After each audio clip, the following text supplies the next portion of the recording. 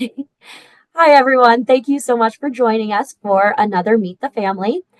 Today, we are here with Brad Cannon. And to just start things off, if you could share a little bit about yourself, Brad, how long you've been with Right at Home, where you're located, and how many territories you have, it'll be a good place for us to start.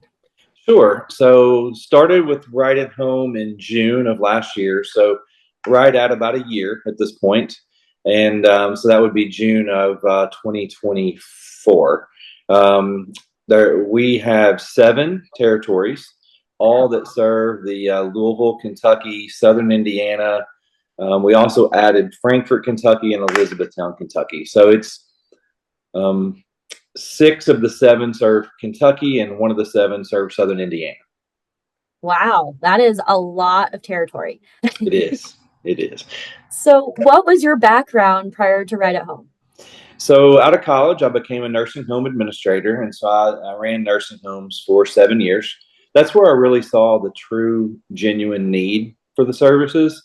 And then I actually became a franchisee of another company for 20 years, and built a pretty large company with a different brand, and sold that business in 2022. And after a couple of years, came on board with Right at Home. That's awesome. And certainly your background in nursing homes probably was very, very helpful in this industry. It was, and then, but really now making the transition into Right at Home, no doubt about it. The 20 years with the other brand doing non-medical home care, that was more valuable. So why, at the end of the day, did you choose Right at Home? So Right at Home, I chose Right at Home. If I had to boil it down to one word, it would be culture. The culture of Right at Home and the leadership at Right at Home, I just really connected with, and still do.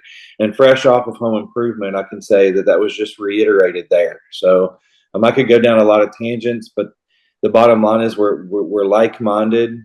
We see this business the same way, and it was quite refreshing, frankly, to get to meet Margaret and the team, and Rod, and Brady and Jen and Doug. I mean, the list goes on and on. I mean, there's a lot of quality people and quality roles at the corporate office, and as a franchisee, to feel that level of support, to feel that level of unique culture, and then you also you back that by the parent company being, 100-year plan minded.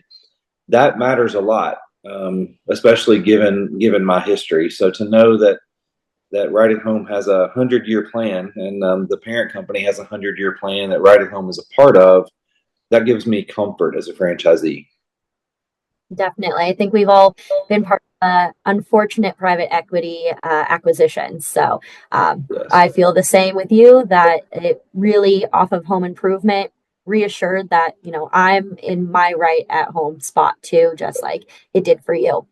So you mentioned the support was something that you really love to see from day one to, everyone that you met in person at our annual conference last week.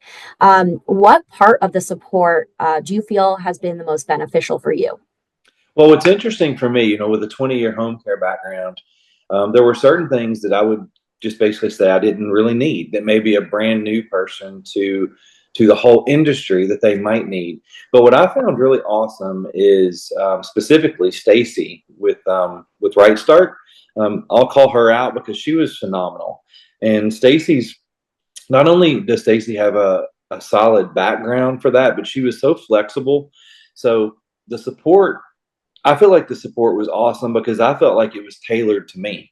It was tailored to my situation. It wasn't follow this checklist per se. It was, you know, we know home care, but this is the right at home way, which I wanted to learn. I wanted to learn the right at home way. And she did a really good job. So I would have to call out Stacy there. Also Doug and Ginger, with their knowledge and really hand holding through the transition of licensure and all the key contracts, and they're just always a phone call away. And so really every element of support that I have needed, Right at Home has met. That is so awesome to hear. And shout out to Stacy and Doug and Ginger. One They're, one more I'll mention yeah. too is, as we've brought on a couple of new people, and one person in particular that's doing a lot of our social media marketing and digital marketing. I was able to work with Christina Helms, and she kind of took that and worked with our team member, and I didn't even necessarily have to be present. So it absolutely feels like that the corporate office is an extension of our team, and that's the ultimate definition of support, right? Mhm. Yeah, you don't feel like you're on a little island there on your own. You're in business for yourself, but you're not alone in your business, which is, our goal at the end of the day as a franchise. So, love to hear that. Now that you've been in your Right at Home office for about a year, how has your day changed and evolved from when you first started to where you are now?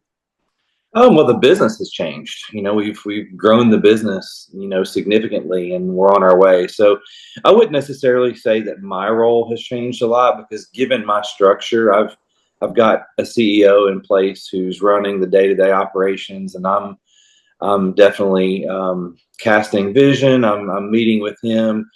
I'm more in the mode of building an organization, and so I always kind of joke and say I'm working a few months ahead of him, and that's part of our design.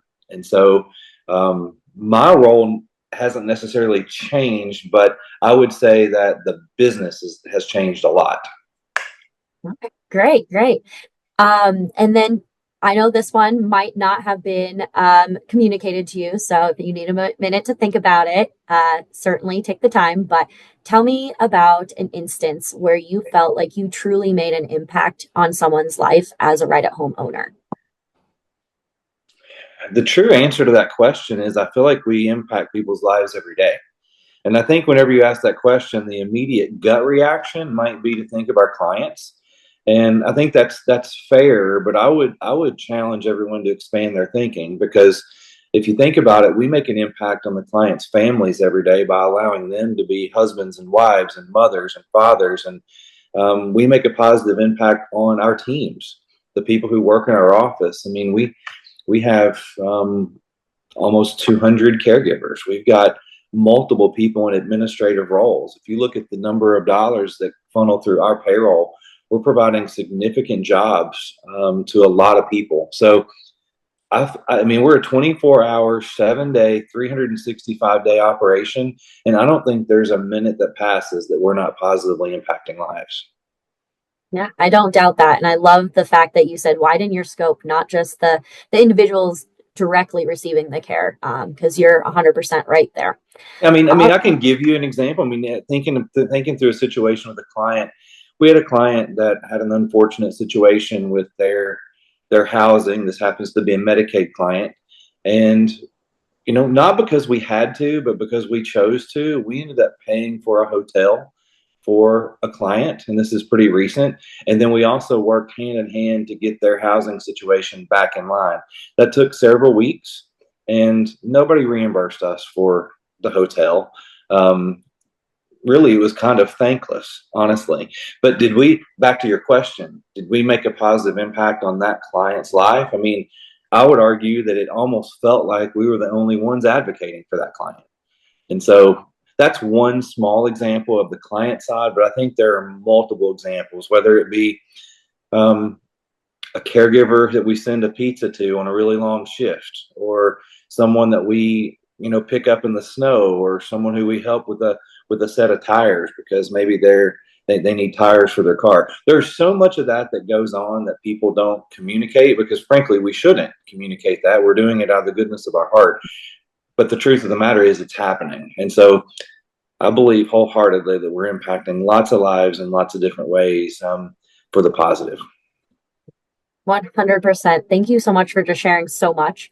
You guys really are making a difference out there. Thank you. And then, as we're wrapping up our call today, one last question, because oftentimes those who are watching our videos are considering doing a right at home business for themselves. So, what is one piece of advice that you would give someone who might be interested in joining the right at home family? Oh, to boil it down to one, that's going to be tough. the bottom line is I've been a franchisee for multiple concepts. I've owned different businesses, and if you look at this strictly through the business lens, it's very, very hard to beat. And then if you open it up and you look at the altruistic nature of the business, so it's not just through the financial lens, but through the holistic lens. Um, you'd be very hard pressed. First of all, if you just look at the industry, you'd be very hard pressed to beat it. Then now you're gonna put a magnifying glass on there and zoom in on Right at Home. And I would go back to all the things I mentioned earlier. So industry, business, check mark, and now you zoom in on the Right at Home component and you have the right partner. So I mean, my advice would be to do your due diligence, but to strongly consider doing it, because you're helping lots of people. It's a wonderful investment in, you can invest in a lot of things, but I've always said the thing I like to invest in most is me. And so if you invest in yourself, but you align yourself with a quality partner, there's not a better equation. Yeah, I think you hit the nail on the top of the head, and your heart has to be in it, but the financial reward is just as, I think, fulfilling as all of the other feel good parts of the industry as well. So, Brad, thank you so much for doing a 15-minute interview with us. I will let you get on with your day, and we very much appreciate you spending 15 minutes with us. Thank you. Take care. Bye.